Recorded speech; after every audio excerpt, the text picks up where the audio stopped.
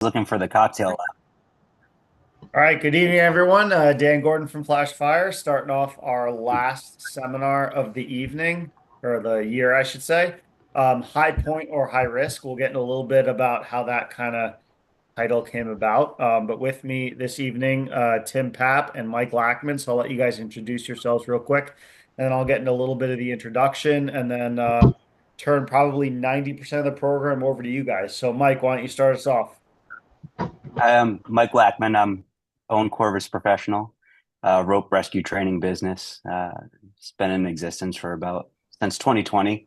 I taught for several different locations prior to that, and I had just wound down my career in the fire service in East Hartford last July.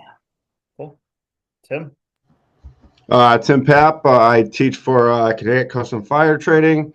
I've been with them probably 8 years now. Also employed by the city of New Haven, one of the captains on the rescue company. Cool. So Tim was kind of the driving point for this idea. It's kind of been one that I know we've talked about in the past, but he said, "Hey, how about this for a seminar?" And right away I was like, "Yeah, that's freaking awesome." And then as some of the other seminars came about, I felt like they were more widespread in terms of what the attendance would be, and then this one completely blew it out. So obviously, this is a hot topic, something that a lot of people are interested in learning about, and so I'm excited to kind of roll this out. Having texted both Mike and Tim over the last few weeks, and I know Tim put a lot of work into some of the pictures, slides, and load cell readings and stuff that we're going to look at. And I think there's a lot of different perspectives on this type of thing that we're going to talk about tonight. And, I think the bottom line is know your equipment, know your apparatus, know what it's rated for, know what it's not rated for. I'll talk a little bit about the NFPA side of things because I know that that has come up a couple times in our discussions with numbers and whatnot. Um, and, honestly, we kind of said, hey, we have an outline, but a little bit like kind of just come into this and see, where the conversation takes us, if you will. For those of you that have never joined us before, I have the chat window here. So I'm going to just put a message in that. And if you guys have questions as we're going, please feel free to put them in the chat window, or questions or comments or, anything like that, and we can include you. But from what we've kind of talked about, obviously, and correct me if I'm wrong, but we're talking about a lot of the best practice stuff. There's no way to kind of eliminate any risk, but that's the fire service in general, especially with technical rescue. And so if we are going to suspend a victim or raise a victim off of an aerial or a tower ladder, what is the best practice for that? What's the best way to rig it? Uh, Many of us, though not everyone knows what their, tip load is, but how does that factor in? I think a lot of people are going to be surprised that if I have a 250-pound load, I can actually create a lot more than what my tip rating is based on how I rig it. So I'll turn it over to you guys. And I know there's some things I have to chime in on that we've talked about, but for the most part, this is a Tim and Mike show. So go ahead. All right, cool. I'll start out, right? And Tim, I have all of your stuff here. So whenever you want it shared, just let me know. Okay. So, kind of where this came about with me was we've had a few incidents at work where we used the tower ladder as a high point. Questions came up on are we doing it correctly? So I got pretty interested in it and I wanted to hear both sides. I was very fortunate. I spent a weekend down in Pennsylvania with Kelly Bryan because I know he's very much against it.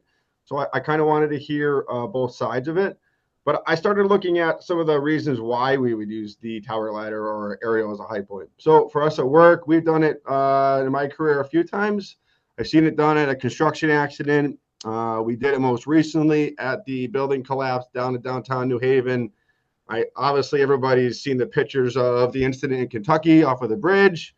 Most recently, I just sent Mike an article about out in California. They did it. A gentleman got himself stuck between a wall. They had to use the aerial as a high point. So there's definitely a lot of cases out there of guys doing it. So we really started discussing, are we doing it correctly? and is okay. I've texted a lot of guys throughout New England. It's hard to find people who have a policy on it. So if you have one, definitely let us know. For us at work, it's almost the bosses just kind of trust that we know what we're doing, and hopefully it doesn't go bad. But that's some of the reasons that I got into trying to learn more about this, was make sure that we are doing this the most correct way. So, and we try to do this a lot with some of our confined space training. We use it a lot as a high point in some scenarios for that. So, And I Mike, think anything to add? and I think I think we're gonna get into some of like the times that you can actually lift with the aerial and whatnot. Absolutely. But because you mentioned confined space, I think it's worth mentioning. If you have a victim or a rescuer in a confined space, that's not the time to be lifting them. Well, it's not the time to use it as a crane. That's Like, what I'm sorry, yeah, that's what I mean. You use it as a unless you want static to go high to point, jail. but that's not Right. the time to use it as a crane. So that's very Yep. important to differentiate on. the last one that I saw locally was Fall River. 4 days ago, they had posted something about using their aerial for a rescue, for a rope rescue. Well, Right. And I've done it twice in my career.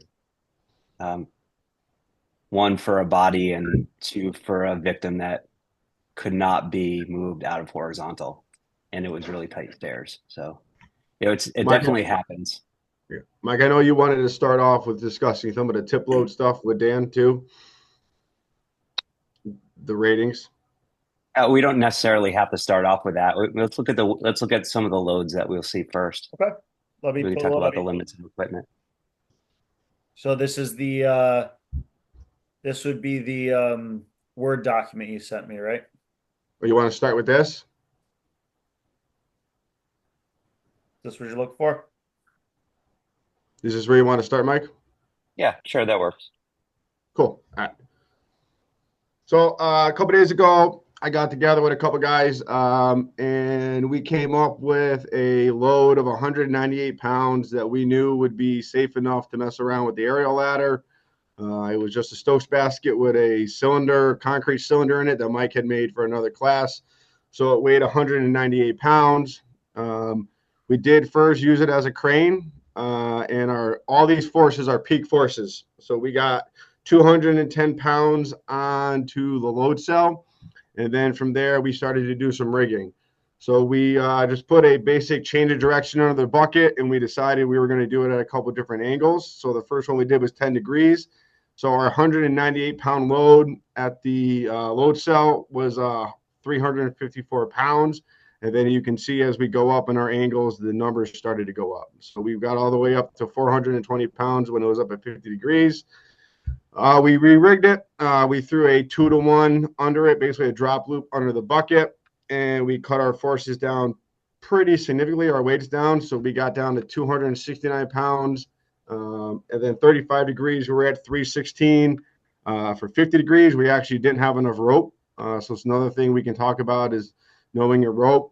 And then just kind of messing around, we have a beam on the bottom of the ladder close to the turntable. So I actually just moved the device there, and we did some hauling, and we got those numbers down for those. So I think So even before we get above to some of that, what you say change of direction under the bucket for those that don't even know what we're talking about here. Do any of these, this is kind of what you're referring to, right? This one on the left. what? We don't see anything. Yeah. No, hold on.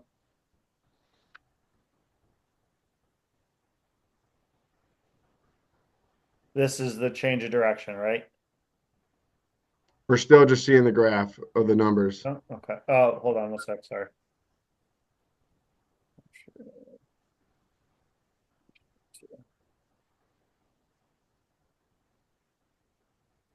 Yep.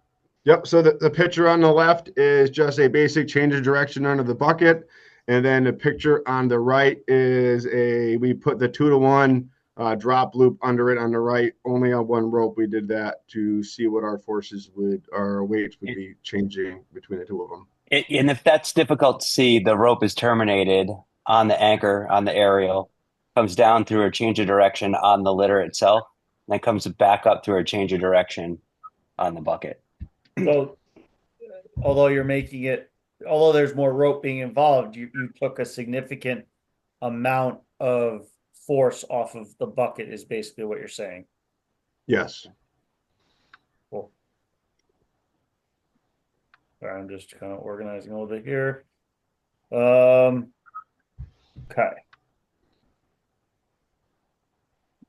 So I think we should kind of start from let's start from kind of the beginning Yeah. of so we could talk about ratings before, but I think we need Yeah. to start talking about rigging, right? Okay. Our rigging practices on whether you're using your bucket with the hooks under, you're using your aero ladder with the beams, like ours at work, our Suffin, we have a big beam that we go all the way across. So if you want to go to the first picture, it's got the double pulley and the two single pulleys on the red prusik that Mike likes so much. Sounds So good. And when you talk about these loads that you put on, and I'm bringing that up, where was the load cell? Was it on the bucket? it was, yep. Okay. No, not. We can start. We can go. We can start with this one. Yeah. So yeah, the load cell was on the bucket. Okay. Was at the bottom of the angle. And when we talk about, and I'm asking questions that are coming in now, when we talk about angles, we're talking about, can you see my mouse right now, Tim? Yes. Okay. Yep. We're talking about this angle, right? For the degrees, Yes. the degrees are taken off the side of the ladder on the angle chart on the ladder. So down here. Yeah, down to the left. Yep. So not up where the high point is. No. Okay. They should roughly mirror it should Yes. be roughly the same thing. But it's not, Depending on and this is what someone's asking. It's not, we're not talking about the angle of the aerial. We're talking about the angle of our ropes. No, I'm talking about the angle of the aerial. Okay. So depending on where the aerial was positioned, higher, Yes. lower. Yes. Okay. So we boomed up. We started at 10 degrees, and then we went to 25, and then we went to 35. Right, that little bubble angle for all you ladder guys out there, don't make fun of me. That little bubble thing that was on the side of the ladder, we went off of that. Okay. So that's important. Okay. That's an important I distinction. mean, Absolutely.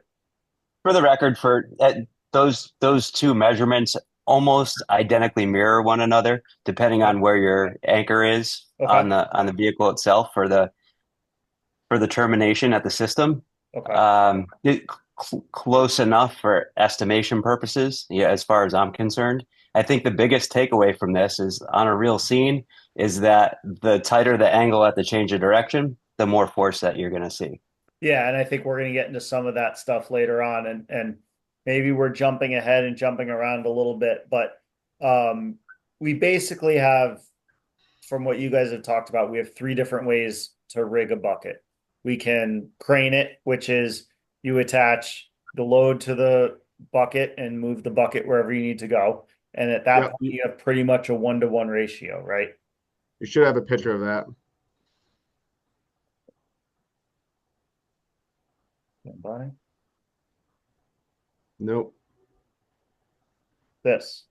Right there. Yep. So this would be a craning where you simply attach the stokes to the bucket, move the bucket wherever you need to go, and you're good to go. And that's pretty much a 1-to-1 ratio, right? I mean, a little bit more, but not much, right? Yeah, it just And takes that's a little momentum to get the load off the ground, and that accounts for the slight increase in force. And at least from my experience, having never done this, but it was always like never use the bucket as a crane. That's from day one, never use the bucket as a crane. And I I think think that's in a textbook somewhere.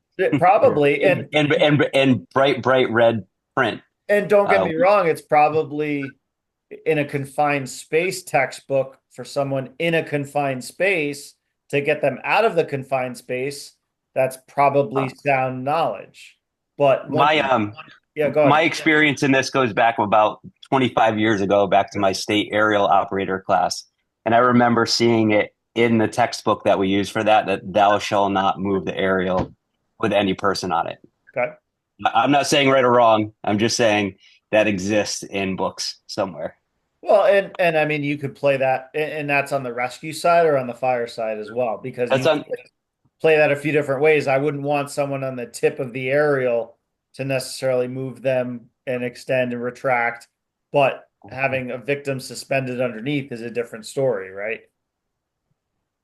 Yeah, So yeah. I'm not advocating one way or the other. I'm just saying that an argument exists for never moving a person around like a crane. Mm-hmm. I guess that's my only point. And it Yeah, also and depends on how you rigged your system as well. Okay. so the peak force when we did that was only 210 pounds. Right. And of That, 198. So basically this, Yeah. or 190, whatever, same, basically the same amount. yeah, if you're looking to minimize the amount of tip load that you put on the aerial and avoid torquing the aerial or twisting, that this is the way to do it by far. Like if you're just looking at those things, there's no doubt that this puts the least amount of force on your aerial.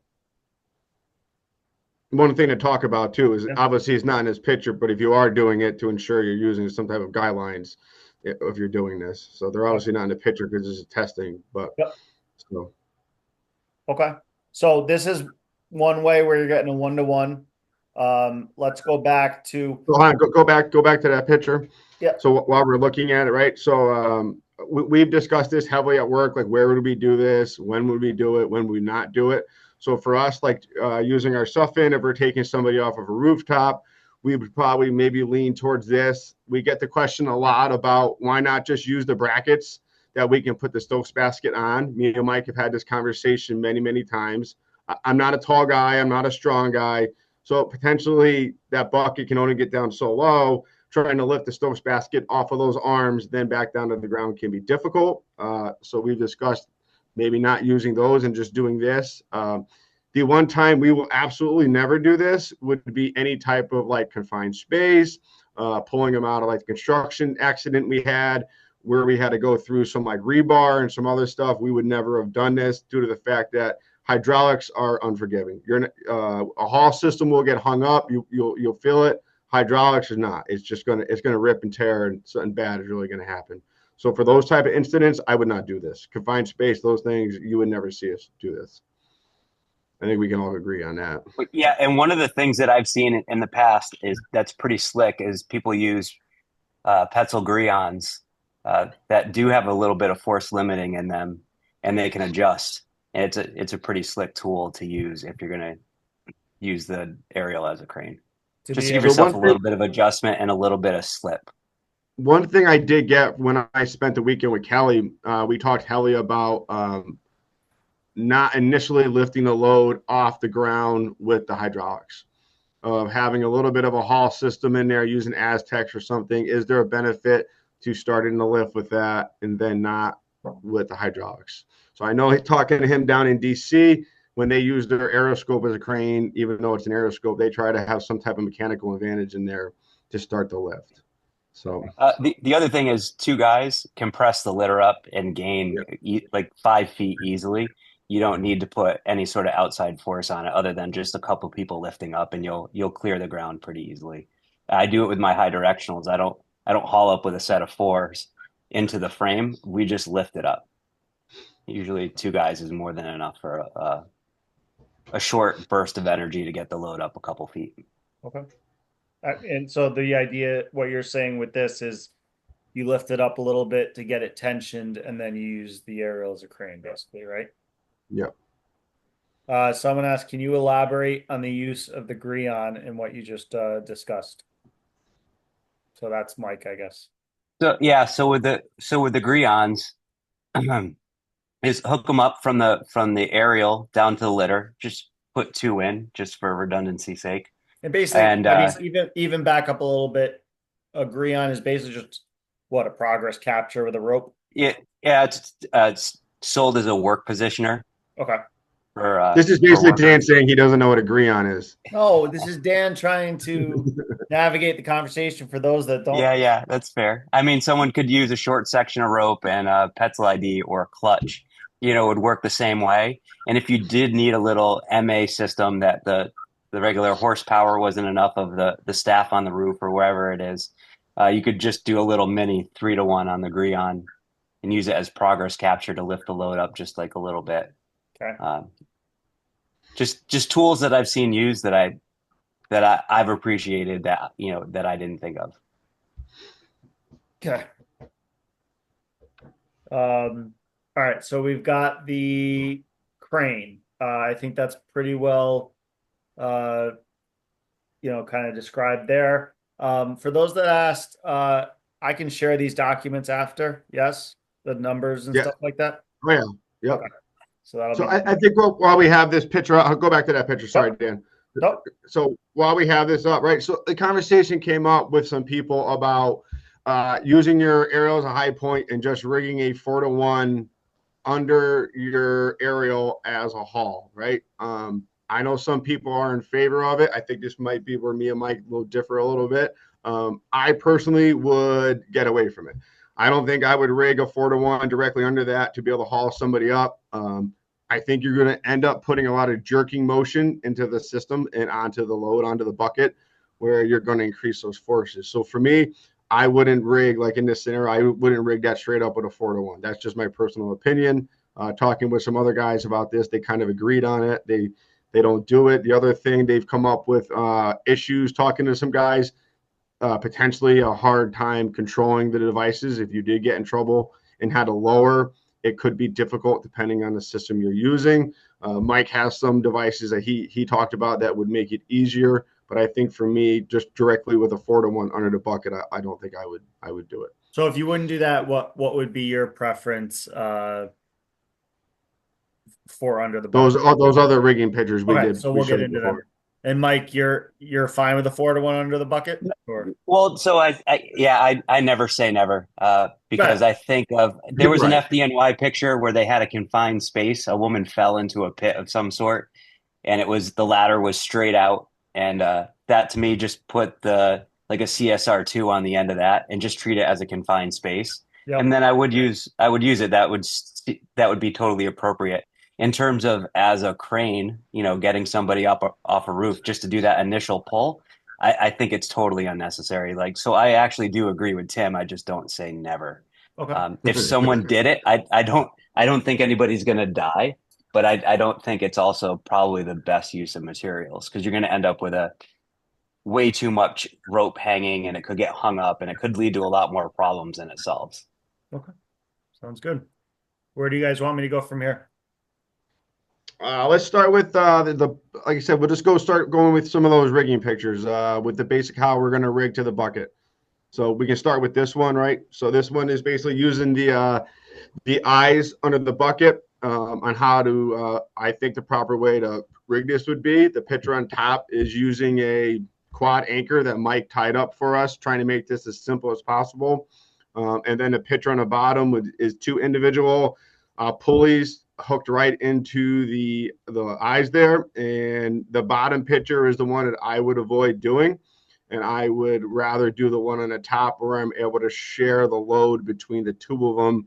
And I won't have any potential of putting a rotational force on my ladder. So the bottom picture for me would be a no-go. I would try to always go with the top one. And I Mike? think you texted me this earlier, Tim, and I think I completely agree with you is more than just tip load of the aerial or tower ladder. Our biggest issue would be torsional load left or right. Yeah, like I don't think any of that stuff on the bottom is going to fail. Like it's all rated, right? Those hooks on the bottom, those are rated. I believe those are 500 pounds. So we try to share together. I would be confident using them, but I know that those two ropes, I can't probably ensure that we're evenly loading those between the two systems. And when So you I say could evenly potentially loaded too, what at the rig or wherever your anchor is, you're doing a twin tension, so it's not a main and belay. yeah, we'll get into that Yeah, later on, but I'll get yeah, into that. Okay. I've yeah, but never yeah. seen a two tension system operated perfectly evenly. It's just not humanly possible. Even with a single operator, there's still some variation to it. Then again, it's probably not enough to cause damage to the aerial, but I can't account for every little single thing that somebody could mess up. For the quad, the quad itself is redundant. I'd be more than happy to show people at some other point. Just like email me how to tie that up. The cordage is redundant. The pulleys are threaded onto it, so there's no extra connectors on there. The pulleys are made to have a soft connection on it, and we had chosen on this to use a single steel carabiner to each of the rigging points, and treating those as unquestionable, for lack of a better term. Okay. So It's definitely made it a little easier for guys to remember how to do it. I mean, they pull it out of a bag, it clips in, and the pulleys are tied in. It definitely takes some of the fireman out of it, of trying to remember how to put this all together. Because before we would do it with webbing straps and anchor plates and all this different stuff, and it would always end up weird. And when Mike came up with this to try this, it definitely helped us to make it more simple for us. Sounds like you need to make a YouTube video on this, by the way. well, maybe if the redundancy police come by, they will mention that there's like a lack. If you're trying to load the aerial evenly at all times, that there is a lack of redundancy because of the two carabiners, and that's the easy solution to that is four carabiners. But then you start adding complexity for basically no reason because the carabiners aren't going to fail. Okay. Okay. Sounds good. So the bottom line is here, we're using two anchors, but we're kind of bringing it down to a single point here on the bottom, two separate points completely. So if one fails, not that you're going to die, but we're going to twist the aerial and we don't know what's going to happen, right? Yeah. And the quad actually has some degree of shock absorption in it because it's just overhand knots and not figure eights, and they do slide to some degree. Okay. So it things that I can't account for like strict numbers just because of the variations in cordage, but to some degree there is some shock load absorption in there. Okay. Very good. Questions? How long are your quad anchors? So that's anybody that knows me with a vortex, I despise the cordage that comes with it. So that's leftover CMC vortex tieback cord, and I think we had cut some off of it to make it a little bit shorter. So that's, I want to say 30 or 40 feet to begin with. Dan, I'll text you or email you a picture that's a better look of it so we can show it up at some point. Okay. And then like along Yeah, that I would say a line, 30-foot length of cord is sufficient and of 8 mil. and along that line, how did you determine the length of the sling? And did you start with an angle in mind or the distance between the rigging points? I think the angle becomes kind of a little bit of based on or what angle you want is the distance of the cordage, right? Kind of. Yeah, exactly. And so we were trying to keep it definitely under 90 degrees, but I mean, really 60 degrees would be ideal. Okay. If you're going to go back and forth, I would aim for 60 degrees. Okay. Cool. All right. Tim, are you texting me or emailing me just so I know where to look for that? What's better? Text. Oh, now you tell me. Oh no, whatever. It doesn't matter. I mean, it's gonna go to the same place anyway. So, all right. I think that covered the questions. So anything else on this picture that you guys want to discuss or? No, unless anybody has any questions or they have a difference of opinions or they do it differently, I'd love to hear it. So Yeah, I don't think this needs to be, yeah, without a doubt. If anyone wants to chime in, and I'm giving you every question that comes in. I mean, except admittedly, Tim, I'm leaving the ones out from Todd Leonard, but we can get to those later. that's fine. This is that quad anchor is just basically an example of a self-equalizing anchor. Okay. Probably not that big of a deal in this application since we're going to try to keep the load in line with the aerial. Okay. But it's actually pretty handy if you were to All right. ship. Well, Dan, did you get it? Yeah. Yes. But so Mike, you just said it, so maybe we should get off on that tangent now. In line with the aerial, not in line with the aerial. I know that there's been a picture floating around from E1 recently. Let's not jump to that yet. All right, we're not there yet. I apologize. All right, go ahead. You're getting a little crazy here, pal. Right. Let's move on to the next rigging pictures. There you go. This is going to be Mike's favorite picture. Okay. All right. So disclaimer, I despise rigging off a Prusix. I don't understand why anybody would do it when you can use a perfectly good sling. That's not like the most abused part of your kit. That doesn't even meet sewn loop strength standards for an anchor. But I digress. Everybody does it. You're not going to die. And the broomstick is just for visual purposes. Please don't use a broomstick as an anchor. So The picture on the left, I think, is something we've seen a lot. I know I've seen it on my job, guys doing it. Some people are probably totally 100% okay with the single point anchor with a double pulley. For me, if I can rig it with two, I'm going to go ahead and rig it with two. That's just my personal preference. I would do the picture on the right. That would make me feel a little warm and fuzzy, and I try to avoid doing it on the left. There's probably ways to safely do it on the left. For me, I think it's so simple and quick just to do it on the picture on the right.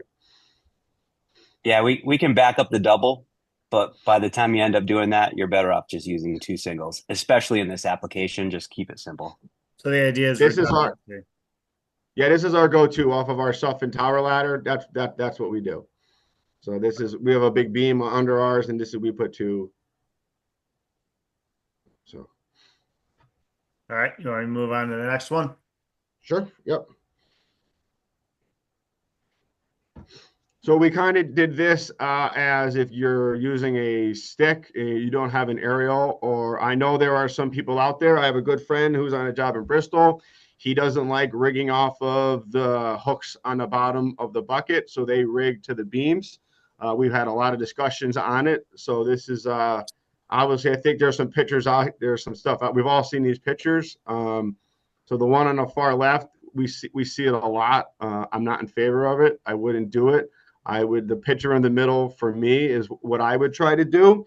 And then I threw the picture all the way to the right of just the double pulley again to make Mike a little, so he could talk about that.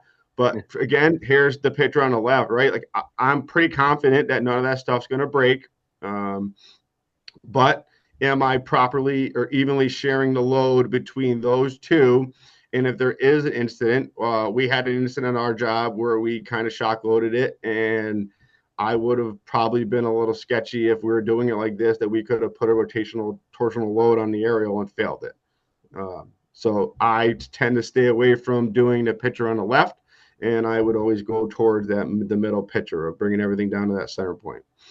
Yeah, I have not seen a fire department kit that then doesn't involve some rigging plate or a rescue 8 plate that you could throw in there and use as a gathering point. So everybody's got the tool. If you have rope, I guarantee you there's something in the bag that you could bring those two anchor straps together with. So And, the idea is basically rig them together as much as possible. Yeah. So Mike, I threw the double pulley picture in there for you. Would you be okay with that? And so actually, so I would, because it's rescue, I'm actually good with single line work. In like the real world, in a real rescue, single line is okay. You know, it's when we get into training and everything else that I would say you always have to do double. So I don't get too crazy about these things. And I just want to, if we have good quality equipment, we're not going to fail anything. And I'm backing up from some of the questions. The redundancy that we're talking about here on the left is not that the redundancy is more, correct me if I'm wrong, guys. The redundancy is more based on the aerial than our equipment, right? In the sense that if something fails on the equipment, we're worried about the aerial twisting or, moving one direction, right?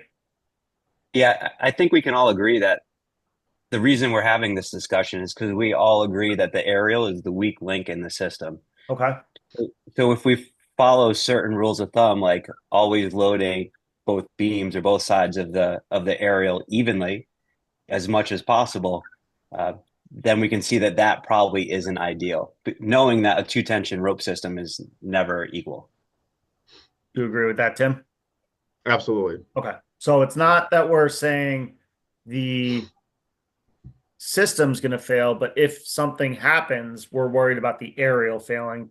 And that's, in this sense, we're kind of loading everything together. So if one side of the system fails, we still have fairly even tension of the aerial. Yeah, we're all confident. All this stuff is all strong, right? I'm actually going to hate that I say this. If you watch the How Not to Highline videos, right, they do a lot of pull testing and they fail stuff, right? And it's high numbers, right?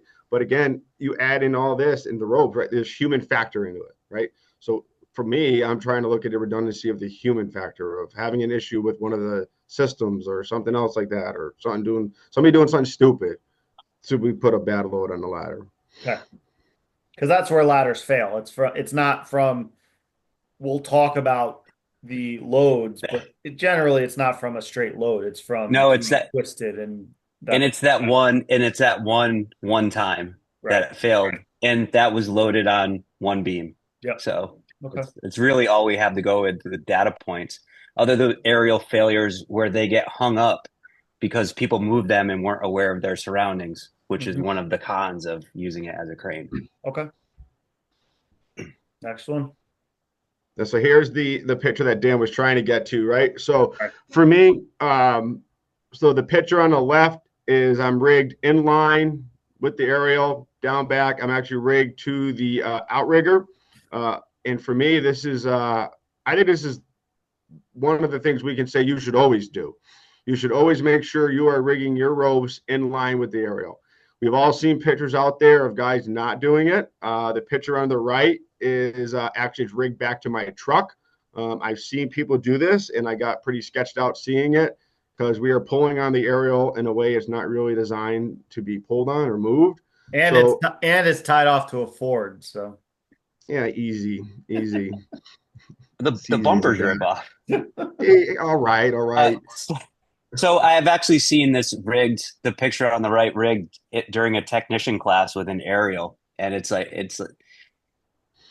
to me, this is like a no-go ever. There's never a reason to do it. And I'll just get ahead of the whole Pasadena picture where they used it as a change of direction for a low angle evolution over the guardrail. And that one was actually totally fine because you had to look at the applied force to the aerial was actually just right.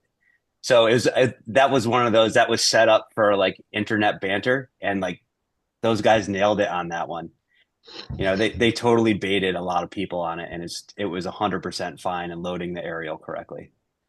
So all right. Well, one thing with these, Mike, do me a favor. In all seriousness, take a minute. Can you Google that picture, find it, and send it to me so we can put it up here? he's got it on his phone. Don't I'm worry. sure he does. So Oh text. no, So actually I don't. Well, find it because I want to see it now. Okay, Because yeah. Can if I text it to you? yes, please. I'll just use my phone. So looking at this picture, right? So we have it area it's rigged under the aerial, right? So most of the stuff we've been talking about so far tonight is rigging under the aerial, right? We don't have any pictures of rigging over the aerial. There's definitely a lot of places out there that do it. I've had a conversation with the guys. The East Coast, we're like very afraid of doing this stuff. The West Coast, they're probably doing it right now somewhere out there with a tiller somewhere, right? A lot of these big departments out, they have the pierces now. They're coming with those beams on the bottom of the aerial. They got the life pulley on top, right? And those guys do this stuff all the time. Other thing I took from Kelly, he was telling me a story. They tried to rig over the aerial on one of their tillers, and they were trying to follow the book of extending out with the aerial, and they could only get so far, and it stopped moving. It couldn't overcome the forces. The guys from talking with the guys from Seattle, they never had that issue. They pretty much raise and lower with extension and retracting of the aerial. But there are a lot of cool videos out there of guys rigging over the aerial, anchoring onto the ladder, and I think it's pretty cool to do. We were ever to possibly get a pierce at work, which we're never going to do. We might look for that, but there's some pretty cool stuff out there. The task force, I think it's Task Force 32. I can't remember the department. Mike, I sent you that video. It's Pasadena. Pasadena. They did I'm a on their really, really Instagram nice page job. now trying to find the video. It's probably buried. So the one on the left we're good with, but it's coming back. We don't see where it terminates. So where is it terminating? The outrigger, the bottom of the aerial, Outrigger. outrigger, and then you can, if you need it to go off to the side here, you can just do a change of direction off the outrigger to wherever you need to go, right? It's Yeah. rigged to a change. It's rigged to a change of direction, and then back, and then the devices are anchored on my truck where the picture on the right is. So No, the idea is that you can bring it to wherever you need to, but just change the direction off the outrigger first, right? Yes. Okay. And I would say my little piece of advice, if you're using the outrigger as a change of direction, is keep that that length pretty short because the more that you extend that out, the Right. more it's gonna shoot the load off to the So side of the aerial. I should have taken some other pictures of it. I tried it with a couple of different length anchor straps, and some of them got the rope outside of in line with the aerial. Okay. So this anchor strap is actually wrapped once around the outrigger, and it brought it perfectly in line with the aerial. Now, there are stuff out there that tell you not to rig to aerials, not to rig. I mean, not to rig to the outriggers and stuff. Like if any of you guys have an E1, some of the E1 manuals tell you to not rig to the ground, not rig to tow hooks. They want it rigged because they're going over the ladder with theirs. They're rigging to the beams and stuff. So It like ideally everybody would have a custom system for their aerial that was approved by the manufacturer. And that to me, that's ideal. You should follow the manufacturer's recommendations if you have that. Washington D.C. had anchors mounted to the bottom of their turntable to use for rope anchors. And then Kelly told me on like page 32 in the manual, it says, do not use these two pieces together for what you're trying to do. But they mounted them and charged them for them. Yeah. So let me back up a couple questions that have come in. So thoughts on thoughts on use of two legs of 11 mil rope coming down from both rigging points, I assume of the bucket, to a double long tail bowline for the litter, bridle, and rescuer. I don't know. Does that make Using sense? it as a crane, using it as a crane. I believe using it as a crane, yeah. Yeah, I mean, Yeah. sure, why not? There's like you're evenly loading the aerial, Okay. and yeah, I just I don't see the really hazard with it, other Okay. than like you have to take into consideration all the potential problems with using it as a crane. Right. And Would you consider placing a pulley further down the aerial to try and transfer the load into the truck before redirecting it to the outrigger? yeah, that would keep it even it would keep the aerial even more in compression. The closer the rope is to the aerial, the better off you are. It's probably a solution to a problem that doesn't exist, but if that keeps it in line and makes you feel better, like that's good. Like the more you can keep it in line, the better the job you're doing. Just don't unnecessarily complicate your rigging. Remember, every time you put a pulley in there, even a high efficiency pulley, you're going to have to exert 10% more force onto the system to move the load. Granted, it's probably only about 10 feet. Mm-hmm. But you are going to have to every time you make around a corner, there's friction in the rope itself, and then even the most high efficient pulleys are in the 90%. And then are you saying to keep the anchor close to the truck body? I think what we're Yes. saying is keep the change of direction close to the truck body, right? Yeah. So Yeah. I don't have a picture of it, but on the bottom of this aerial, there was a big giant beam, right? And we had a lot of discussion on putting our change of direction onto that. The problem we have is the airlines for the Cascade system or whatever it is, they run through that. So we were concerned about damaging the airlines. When I was out with Kelly, we were using a Pierce, and they had that big giant beam, and we pretty much rigged all of our change of directions off of that. And those numbers that I went over, when I did rig it that way, we did cut the forces down by like 20 or 30 pounds by bringing the change of direction up closer to the aerial. So we are discussing changing some things on how we do it with this aerial now that we're looking into it more. We have a guy in our department who's like a wicked crazy engineer, and he had all these numbers without even a load cell, just because he's really smart and I'm not. So yeah, I would try to keep that change of direction as close to the aerial as I can. For other reasons too, we'll talk probably a little more about moving the aerial, and that's another reason why I would, depending on where I'm putting it, I'm making that decision. So yeah, I would try to keep it as close to the truck as I can. Sounds good. Most places I've seen do their change of direction off of the outrigger.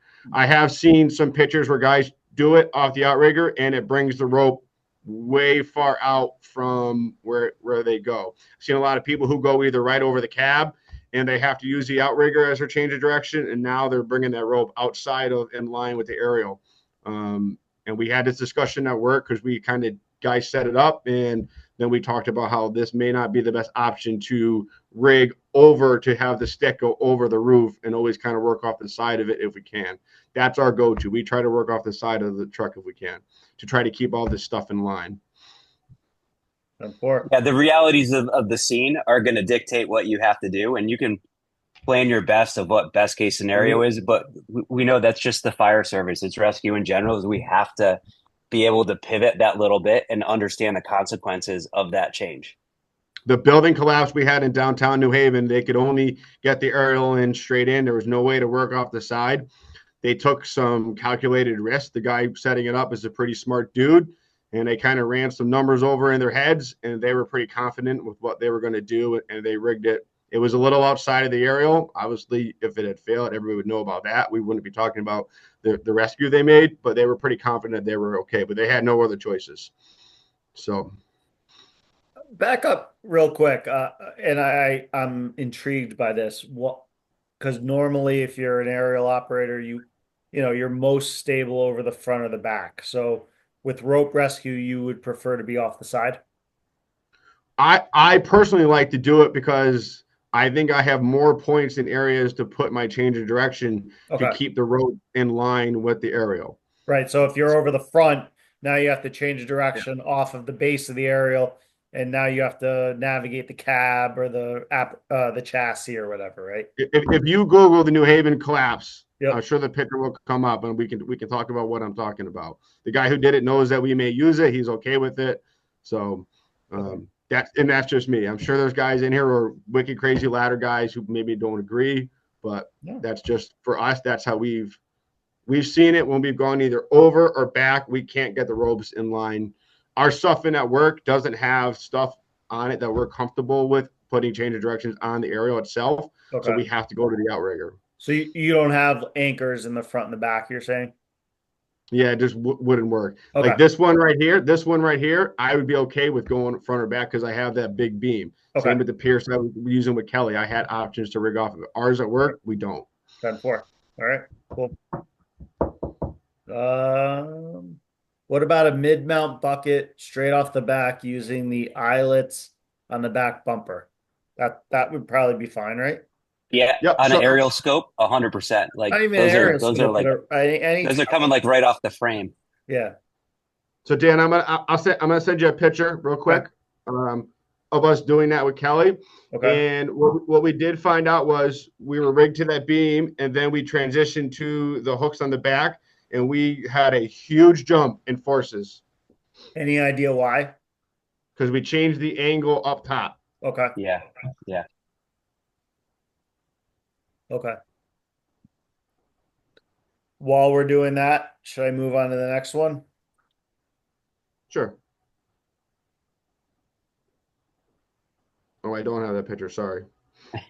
But you can see that, and sometimes small changes have big consequences downstream. It's just acknowledging that whenever you tighten that angle on the system at the change of direction, you're going to increase your forces.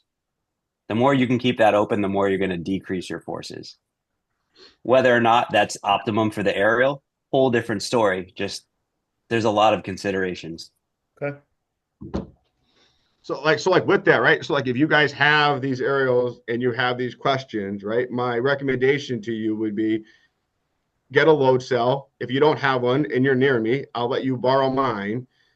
Do a light load that you know you're not going to fill your aerial ladder, and do some of these testing. Position it in different areas of your truck. Put it to the beam, put it down to the hooks, put it different places, and see what your numbers are. And then you may start to see, oh, I don't want to do that because look at how much those numbers jumped up. So that would be my recommendation. Yeah, and I'm putting this up here now. This is I would do not put a live load on this. Don't put a person on this. But $200 and you can have a crane scale load cell that's going to tell you everything you need to know for what we're talking about. I know, Tim, you and I have used this for many things, and it's not Oh yeah, expensive. You don't I need have some No. $40 ones that would work too. I just yeah, wouldn't put a person there on it. are You know, it's fish like right. There's fish it's scale ones out there. They're 20, $30. Whatever. The point is you don't yep. have to spend $900 on the life safety one out there if you don't want. No, and the other thing that works really well is a protractor, and then just do the math or plug the numbers into your phone, and then just do a little bit of math. It's actually kind of fun to do it without the load cell. But I mean, I think it's fun. I mean, Um, yeah, that might be a you thing, but it's actually not that hard. You could just use a chart off the internet. If as long as you know the load and the angle change, you can figure out what the load is on the change of direction. okay. Yeah, it's like you use like what is it like? It's like the weight times 100 with the extension times the angle or some shit. I don't know. But other thing you can do too is go out and go look at those the crane scales the crane guys use, right? There's booms, all that type of stuff, and that'll help you figure this stuff out. I've used those. I'm an idiot when it comes to this stuff. I'm not good at math, right? So I need the load cell. But find somebody in your department that's way smarter and they'll figure it out. Somebody in your department is a physics guy, and they'll help you figure it out. So the picture we have now, it's the same angle from left to right. So what's the difference? So the difference is on the left is just a change of direction, and then on the right it has a 2-to-1 mechanical advantage under it on the right. So that's the difference between the two of them. And it's drastic in terms of what the numbers were. Huge change. So for anybody that's like familiar with high lines, this is just a Norwegian reef. And so that's all it is. End of the So rope that right terminates. there, so that right there, the one on the left, I don't have the load cells in these pictures, but when I did with load cell, the one on the left, that was 354 pounds, and then on the right, that was 269 pounds. So a tremendous amount of difference just based on how you route the rope right under the bucket, having nothing to do with what you do when you get it back to the outrigger and then from there. Yeah. The picture on the right for my shift, this is our go-to. When we rig our ladder, we're putting the 2-to-1 under it almost every time now. And some guys didn't understand it until we put the load cell on it. And we went down to the training school and we worked with some of the training staff guys. We have a guy down there who's really smart with ropes and some of this stuff. And we did some testing with the load cells. And after they saw that, we pretty much all agreed this is how we're going to do it. Most of the shifts, I believe, are doing it this way now. So it's definitely helped. So I also want to mention that when you do this, all you have to do is build a 3-to-1 for your haul system, and you have a 6-to-1. So your haul is going to be a lot smoother. It's going to be a lot easier with fewer people because usually that's not a big space to do the haul, and you can get the job done with a lot less jerking and peak force, So especially if you have two people on there. yeah. So Remember, this is exponential. And if it's twin tension, you're doing a 3-to-1 on both ropes, right? No. Okay. So that was a question just now. So Yeah. talk about that. So in this scenario on the right, you could do the drop loop, the 2-to-1 on both systems. We normally only do it on one. It will haul on one and we'll chase with the other one for the initial haul. I mean, a lot of this, what comes down to, it's usually a short haul and a longer lower for us to get the victim down. So we usually only do it with one rope and we'll chase with the other one. So and we have done it with both, but again, we talked about hauling with both. Are we getting equal? Probably not. So we'll do it with one, and then we'll chase with the other. I would say this is a personal preference and chef's choice on what works best for their team. If it's one of those you don't want to change too much and have a whole bunch of different systems, just throw 2 rope grabs on there and haul the ropes at the same time with the same people. You know, if that's what you need to do to get it smooth and get the job done, then that's what I would do. Yeah.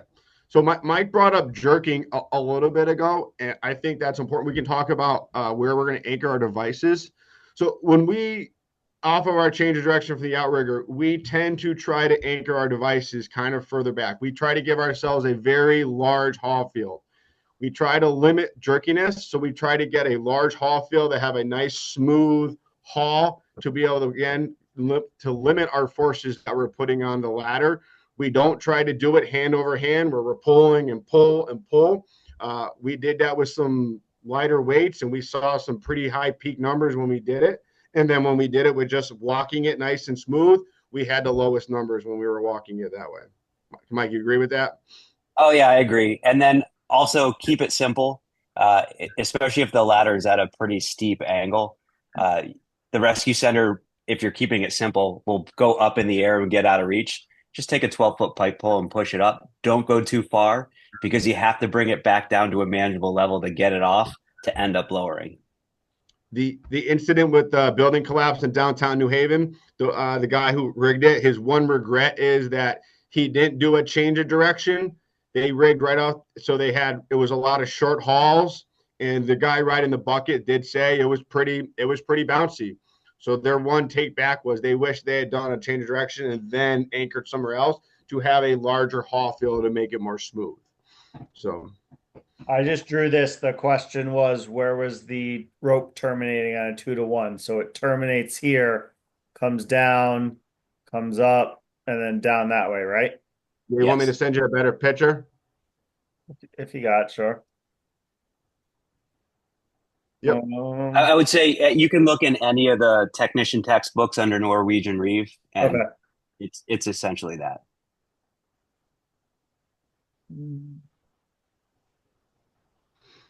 I'll send you a picture of Mike's favorite rigging plate.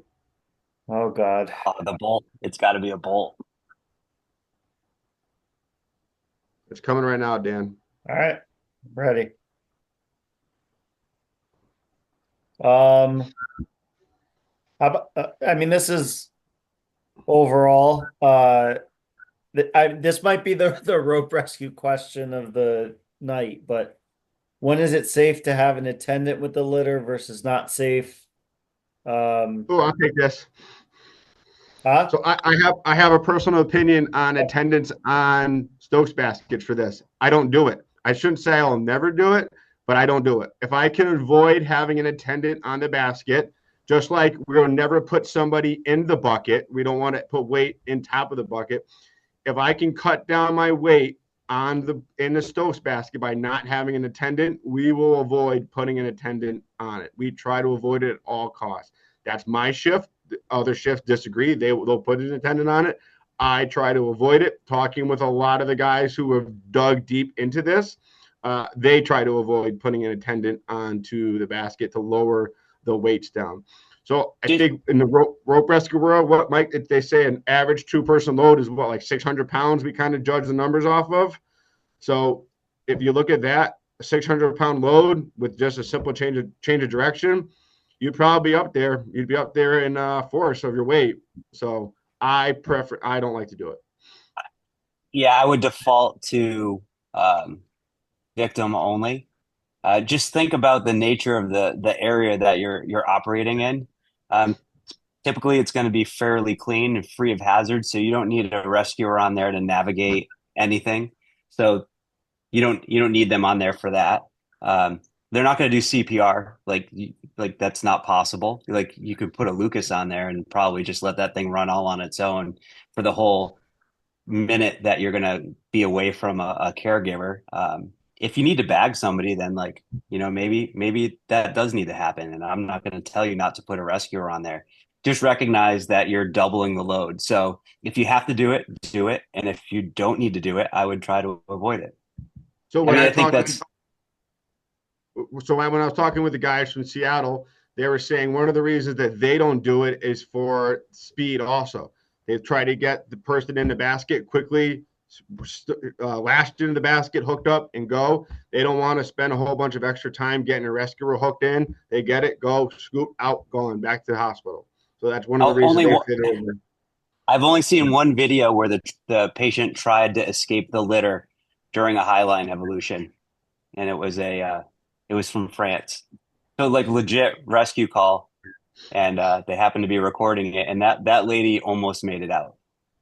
A So rescuer could have probably kept her in, maybe, but this picture is what made Mike make me the quad anchor because he hated seeing the bull anchor plate. So he told me I wasn't allowed to do this anymore. So he created the quad anchor for us.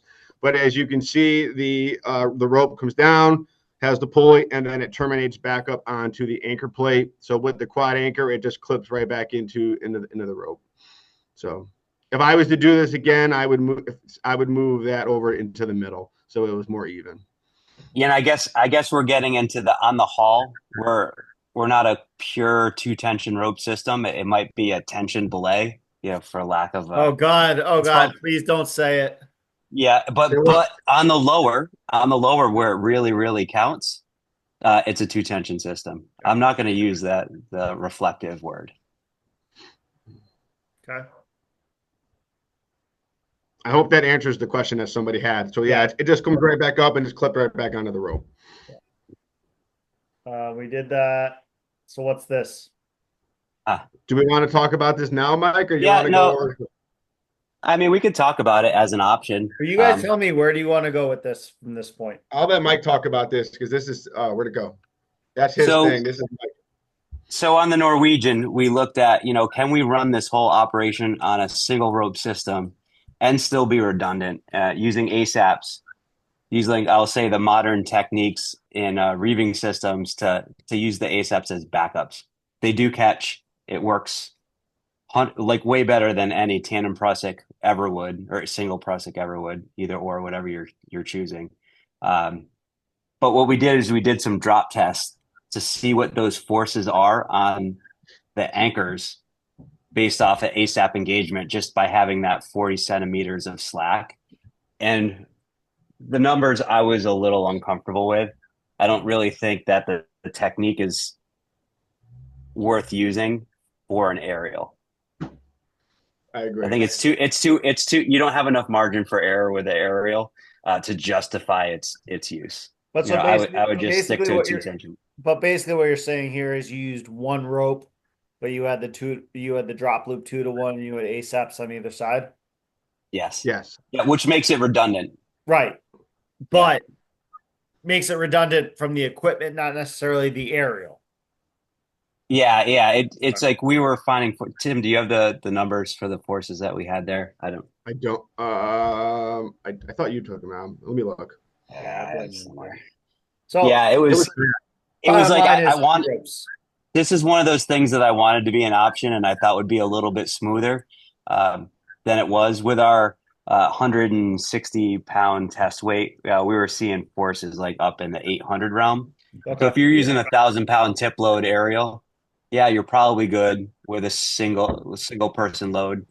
We didn't extend any of the shock absorbers at all. So it's not like we're getting to the realm where they're starting to absorb energy all that much. It was just the rope stretch and getting the lanyard straightened out that caused that 800 spike.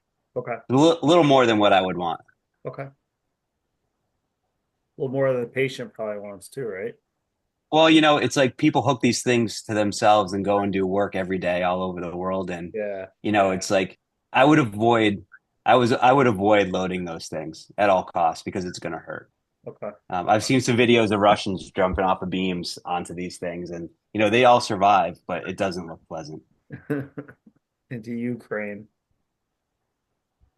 All right. So I'm just pulling up a couple things. Where do you guys want to go from here with this? What were some Do of we have any more? the big points? Do we have any more questions or anything?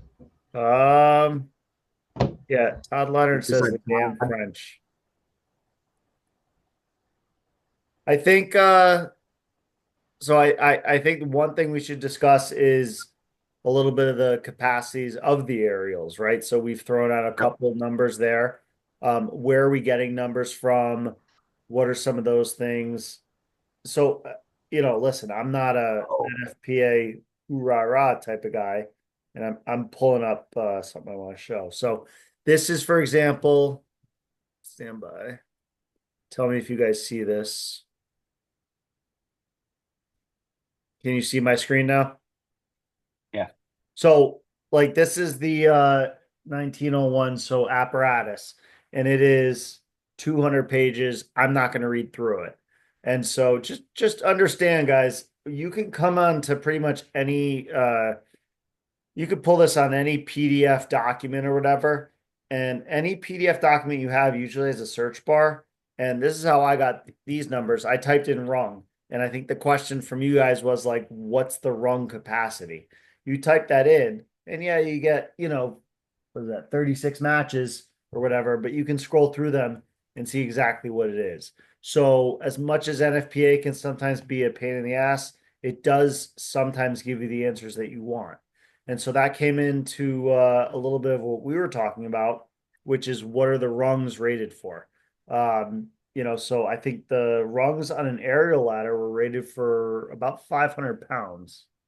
Um, right. So the reason I ask this is Yeah. I know it's really commonplace for a firefighter rescue high point kit to be just Okay. hooked to the rung of a ladder with a carabiner. These days, it's a carabiner. Yep. Um, and then so I was thinking, I've seen a lot of people just put a strap over a rung.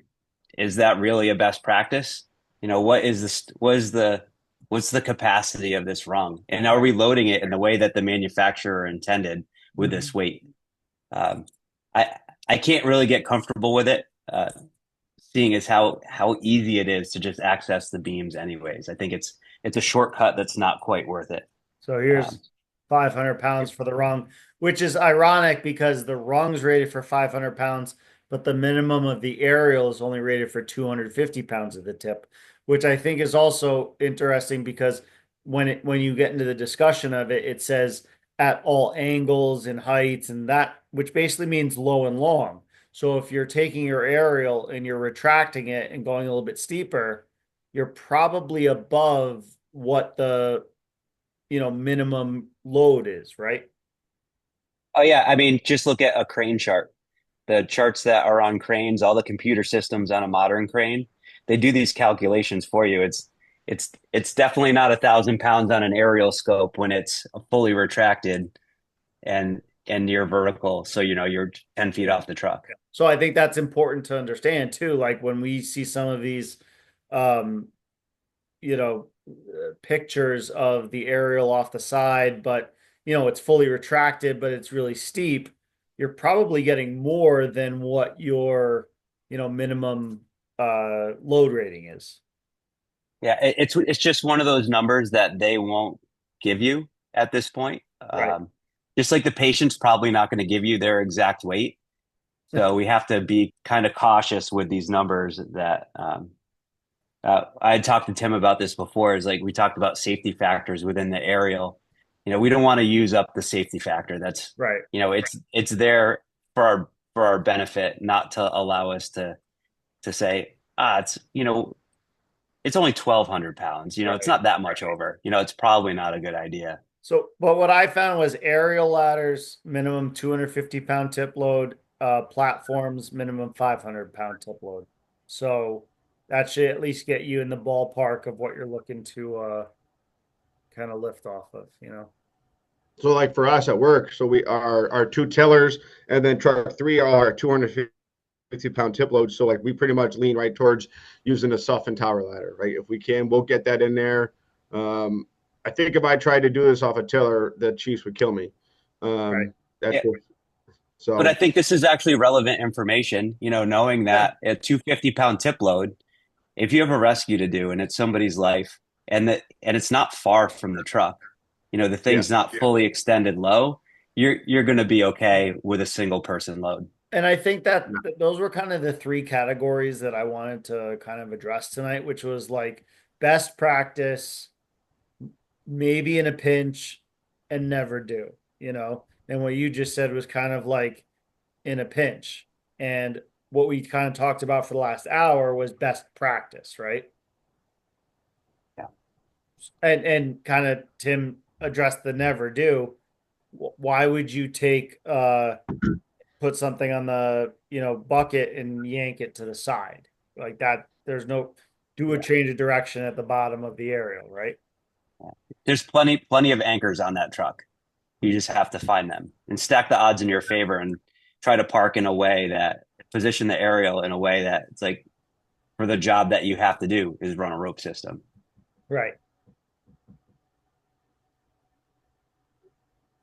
I'm just getting a couple pictures.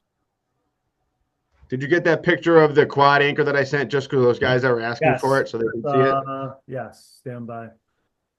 So for anybody that needs a reference, that comes from the rock climbing world, like a John Long anchor book from probably the early 2000s. Nah, you It know took a what? little while to get accepted This was the one I in got, regular. not this one, right? So just real quick, right? So while you have this picture up, you can see that this is me when I was in Pennsylvania with Kelly, right? So the change of direction was there, and then we came Oh, back. We came back to that beam on the bottom, right? And then we came back over to a telephone pole as our change of direction, right? We kept it at this, and the numbers were really, really good. And then we moved it to the back of the ladder to the two tow hooks on the back. And obviously, we changed that angle a lot, and the yeah, forces it jumped up really high. So, but yeah, like this to me, right, being able to hook to that beam there was a home run. That was like really nice to be able to do. It managed to keep that rope in line with the aerial. So if you guys have Pierce tower ladders and you have those big beams, I would rig to that all day long. So the only reason we don't do it at other truck yet is because we're afraid of breaking things or running a deer chief ladder. So Mike, you agree? no, I agree, and it's like without seeing the picture, I was having a hard time seeing Tim's dramatic statement. But like now that I see the picture, like of course, like that numbers jumped way up. You know, you closed the angle quite a bit on that change of direction, so it makes sense. it's like one of the things I took also from those guys when I was out there was trying to minimize extension and minimize height. Those are two things that Kelly preached to us almost the whole weekend was minimizing extension and minimizing height if we can when we're doing this. So yeah, I definitely sent you that quad anchor No, no, picture. no, I just sent it I to you got it. again. I got it. It's right here.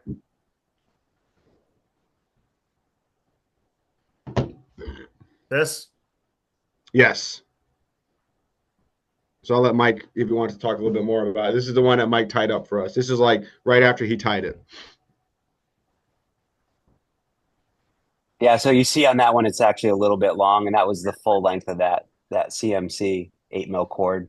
I'm comfortable with the 8 mil cord for this application. It's plenty strong enough. Not too much stretch in the quad form. And then down low, those are limiter knots that give the quad its redundancy. And if one side were to fail, they also limit extension. So you want to keep those down nice and low. There's no need to keep them up high and get more equalization, more range of your equalization. Just the nature of the beast is we don't want to do that with an aerial. And those are just overhand knots. You want to use overhand knots, not figure eights. I'm Because trying to find a link here why overhand, not figure eights? because you want them to slip. Okay. And so the other thing is that I guarantee you that you will test over 85% of the strength of the material with those overhand knots, even though they're not eights, because you have them doubled up. There's a lot of material in that knot. Okay. You're not actually using it's not weaker Okay. than what you would normally do with a figure eight. I think I mentioned this before and it kind of got pushed off, but you're running. We talked about it a little bit, but you're running mostly twin tension off of these, right? Yes. Oh yeah, onto that. And then as an absolute do not, I would not run a tandem Prusik belay. All right, so talk. I'm sure there's people here that run their main Yeah. and the Prusik, so please. Yeah, that I'll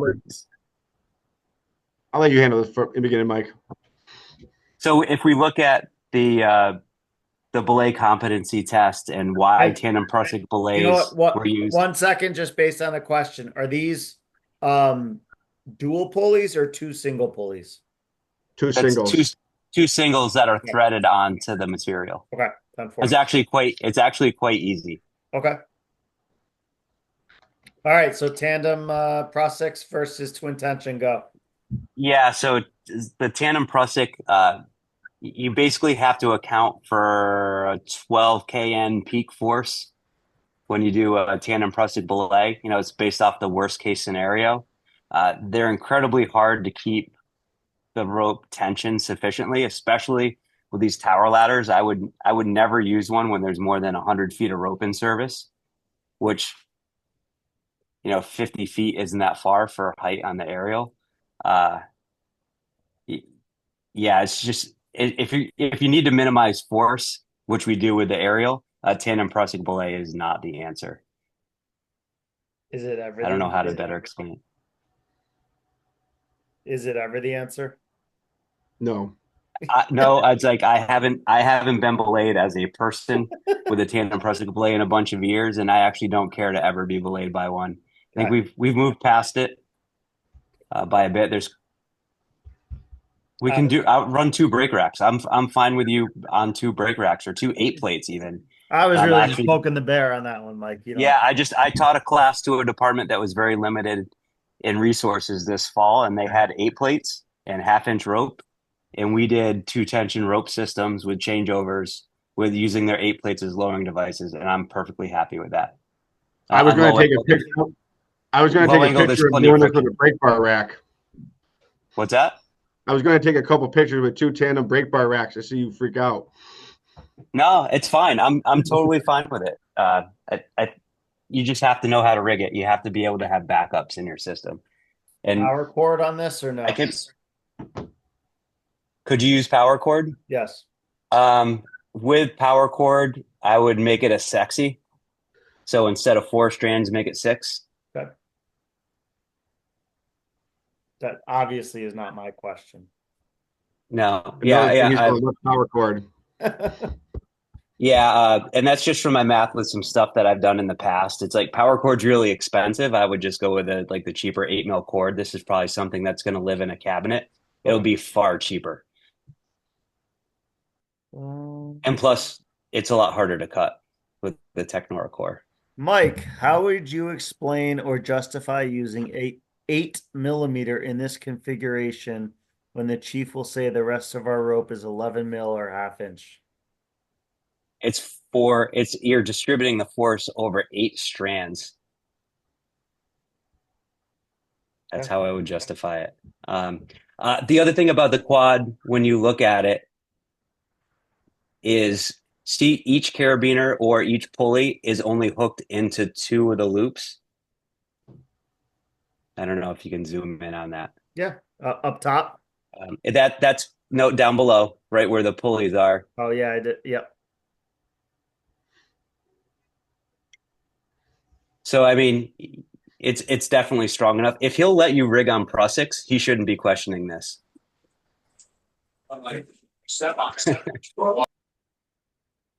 Cool. What else you guys got? Anything else? I mean, we're kind of heading towards the end. I don't know if there's any things that we haven't So touched on yet. So here's the other thing: you can get a 7 mil Sterling litter head spider sewn loop. I believe it's 68 inches. That way you don't have any knots in it, and you could tie this up without a joining knot, and it would probably be just about the right length. okay.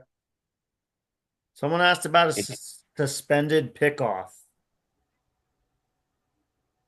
That's all they said. So I assume they mean using this as a high point for a pickoff. Maybe. Is that the question? Hold on, he said he sent me a photo. Let me look. I didn't see it. If it's Jake, be careful opening it. Oh, it's not. It's not that. uh, you know what? If you need to perform a rescue, like perform the rescue. Yeah, like in Kentucky with the was it Kentucky? No, I think it was Yes. Louisville? Virginia. Yeah, Louisville. The You know, it's like well, there was a Chesapeake Bay Bridge also. Oh, yeah, yeah, sorry. it's one of those they had to use an aerial because they had to get away from the bridge quite a bit because of the way the tractor trailer was hung Right. up. There's not much option. Like that person, needed to get out of there for multiple reasons. And in order to get the angle and everything, they had to use an aerial. Like I would have rigged it differently, but clearly it was totally fine. Um, and that's a pickoff. Right. Okay.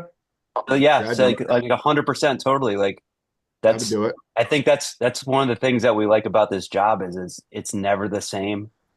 We can't plan for everything. Like those guys, I don't know if they had ever trained it before, but I think they did a good job in executing it to the best of their ability. And, maybe some of them would do it a little bit differently next time, but that doesn't mean they did it wrong that time. Sounds good. 2 meter Texora slings. Yeah, so I want to say that's probably what they have in East Hartford right now. Um, I think they eventually bought some. And so I would use, I would make two sliding X's. So you don't have any redundancy on one Technora, but you put the two Technoras up there. Um, they're not super resilient as far as material goes. So you definitely need redundancy in them. They're strong, but they're not very resilient to cuts at all. It's underwear material, underwear band material. Two of those in sliding X, pulley on each one, done. You show up. So a sliding X should be Yep. a commonly taught thing in like a CFA tech class. I believe that's taught in most of them. Okay. You show up on scene, you have your option of using your aerial or a crane on site. Is this for me? Either. Crane. Done it. Okay. Crane. So the rule of thumb on that I picked up is 50% capacity of the crane. Should never be a problem. Yeah. Just So mouse the hook. we had a dude who got hurt at a construction site at Yale. He had some giant generator land on top of him. They got it off before him, and he was pretty high up in this construction site. And there was a lot of questions about how we were going to get him down. They had brought truck one in, and finally we were like, they actually brought it up to us. They're like, why don't we just use the crane? So we had no problem using the crane to get the guy down. We had constant communication with the guy in the bucket up top and the guy on the ground with the headphones, and it was very, very smooth operation. And that ties in, Tim, with the one of the big risks of using the aerial as a crane is like most fire departments aren't very well practiced in it, and it's a big communication challenge.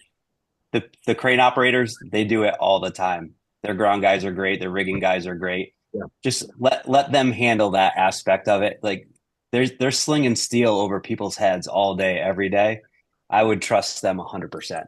I would trust them 100% over probably my best aerial operator in the department, who probably has 100th of the amount of time that they have operating their tool.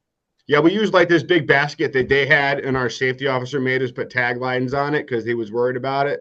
And a guy making $100 an hour, and when they put the basket on the ground, spun it around so the door was right at the ambulance just to say "F you" to our safety officer. Pretty funny. So, but yeah, we talk about. I don't know if we talked about it yet, but moving the aerial, whether it's for a crane or honor, you just got to know and have a lot of communication. Like if you extend, you're gonna move some stuff, and if you're gonna practice that on your job, I would recommend doing it the first time. Don't put a live load on it, right? Because if you extend too far out, you're gonna suck that person into the pulleys to the top of the ladder. So you should probably practice that stuff with a very light load before you get into it moving. I think there's been cases of guys moving stuff and it's gone bad. We've done it twice where we've come up and had to move over to get the victim out and over from where they were. But we kind of try to set up in preparation for movement, but it takes a lot of communication between the guys on the devices and the guy running the bucket. So I'm pretty confident with our truck drivers. I mean, they have to go through a process to get assigned that job. So they're pretty qualified with those trucks. So it's we will do it very limited movement with crane. If you're using it as a crane, obviously you move all over the place. But when we're rigged, changing directions, we have moved it. We have moved the bucket or moved the whole ladder to get somebody to an area where we could lower them down. But it took a lot of communication. So we actually trained on the crane hand signals just to make sure that we had a secondary means of communication if we needed to be. So Cool. I'm just looking. I'm always going to go for the simplest solution that gets us done the fastest. Because this isn't about me. It's not about my rigging skills.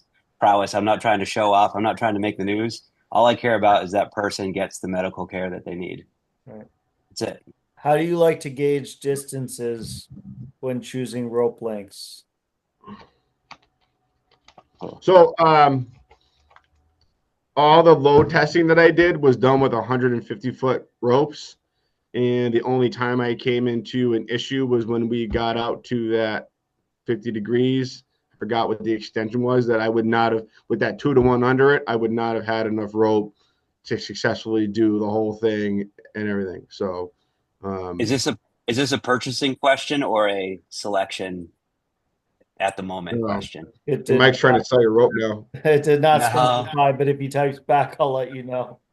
Yeah. So we have 150s, 300s, and 600s on our truck. That's what we have. Selection. So you have what, Tim? Yeah. I'm sorry. 150, we have 150, 300, and 600s. Okay. He Don't said be afraid of the selection. not pass. Don't be afraid of the not pass and realize it's not going to go through the pulleys. But sometimes you just need that little bit more. And with a two tension system, a not pass is super simple.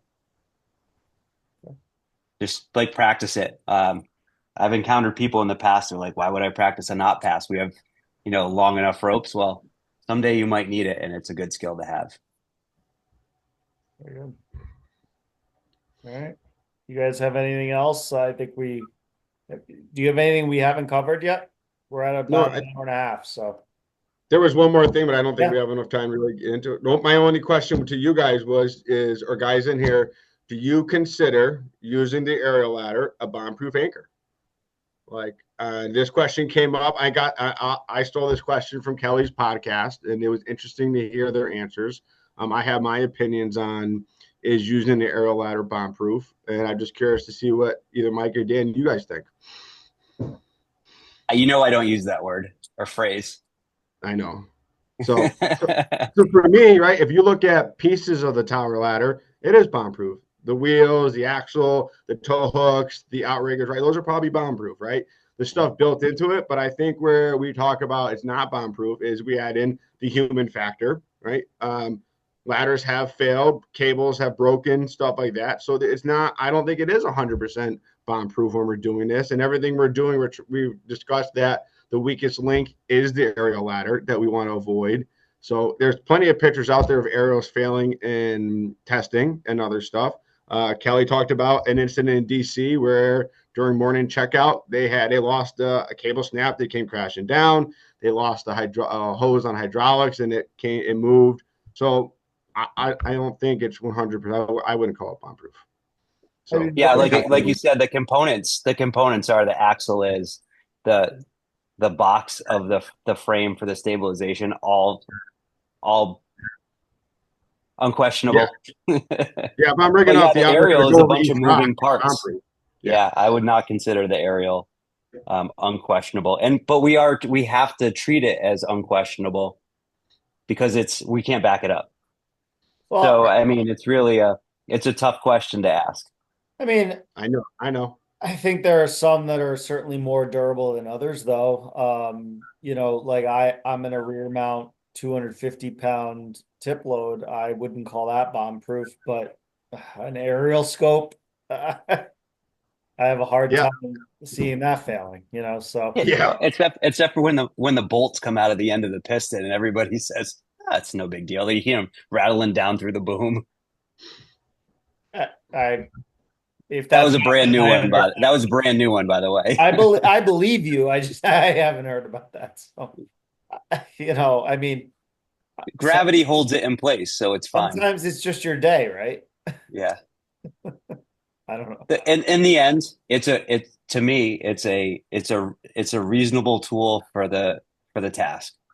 Well, I think that's what it comes down to. Like you see some pictures out there of guys lifting cars off of other cars with an aerial scope just because they can, right? Like that's probably not the best use of it. But if you got if you need a high point for a tractor trailer over the edge, you gotta lift someone out of there. You gotta use what you gotta use, right? Yeah.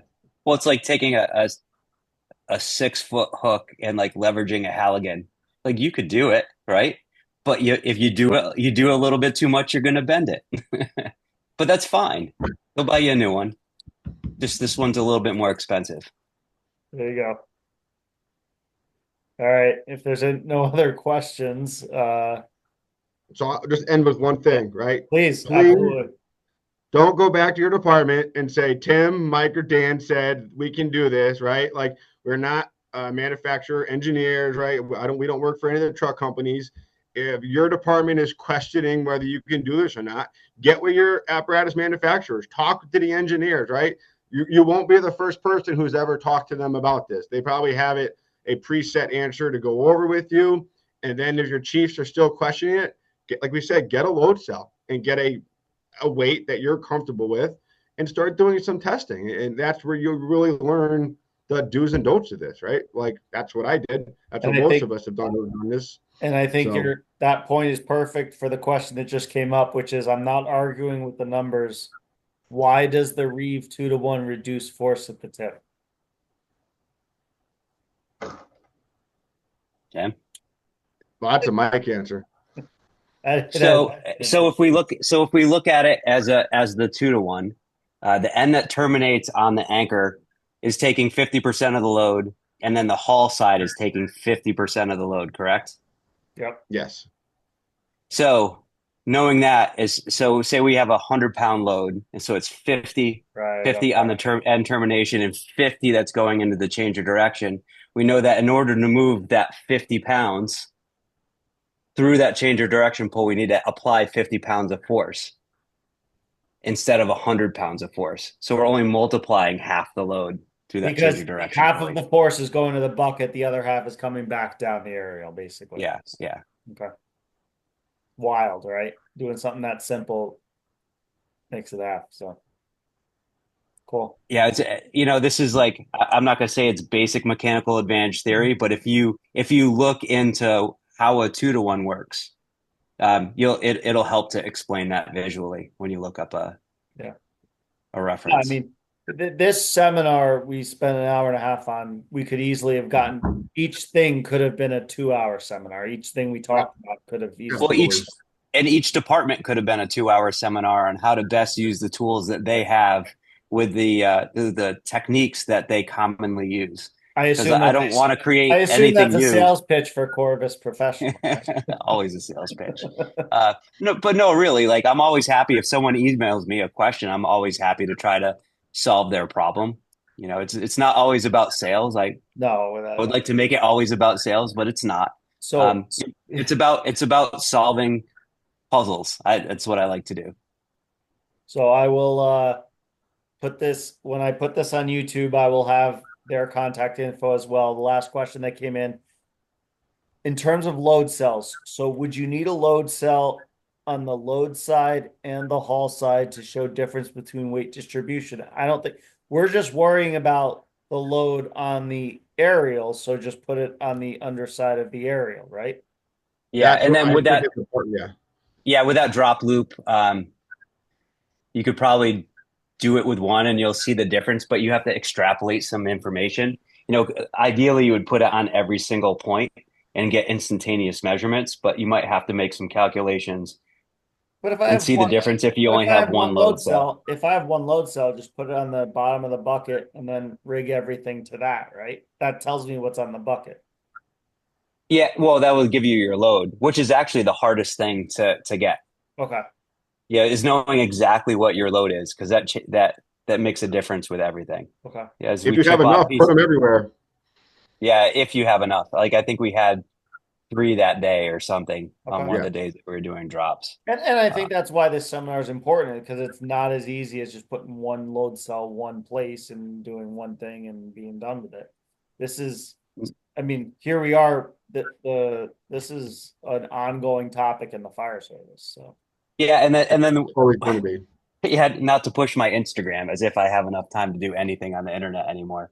because you're Is retired. I can do some simple MA stuff in the beginning, just like hang a weight off a load cell, show it in one clip, and then the next one do a 2-to-1 and show how that changes, and then with the drop loop, Mhm. it's easy enough Or you if can people are interested come in in that. and do it. So. Yeah. All right. Well, we're gonna wrap it up. It's been about an hour and 20. So guys, thank you very much, both Tim and Mike for joining. and I will put your contact info in the YouTube. So those of you that want to contact them, they'll be out there. Corvus Professional, for Mike and Tim Papp. I mean, you can find him anywhere, but Connecticut Fire Training. He's out. Connecticut Custom Fire Training. He's out there. Yeah, he's shaking his head. But guys, thank you for joining. I think this was very informative. Any last before we end? I hope this leads to more questions than answers, because really Yeah, that's the path that people should be taking. There's no definitive answer on this topic. I agree. Cool. All right. Well, thank you guys for joining. I appreciate it very much. And we'll see you back in 2026 for whatever we decide to do then. So thank you. All right. Thanks everybody for showing up.